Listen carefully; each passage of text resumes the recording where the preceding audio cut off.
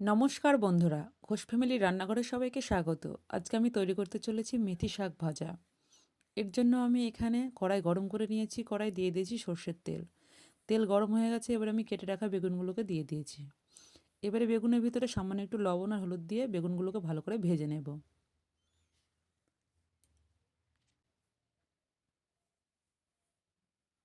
বেগুনগুলো ভাজা হয়ে গেছে, এবার আমি তুলে নেব।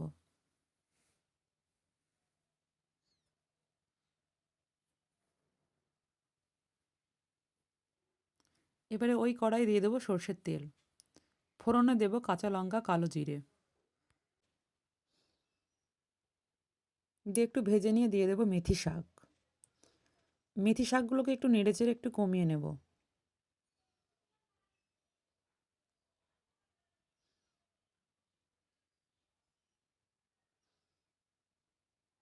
দেখুন কতটা কমে এসেছে।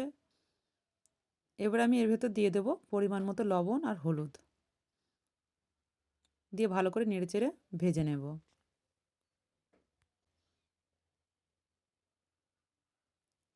এবারে আমি এর ভেতর দিয়ে দেবো ভেজে রাখা বেগুন দিয়ে সবগুলোকে একসঙ্গে মিশিয়ে নেব।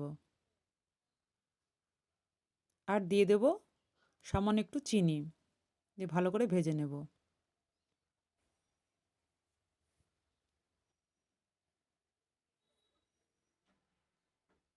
দেখুন মেথি শাক ভাজা হয়ে গেছে, এবার আমি নামিয়ে নেব।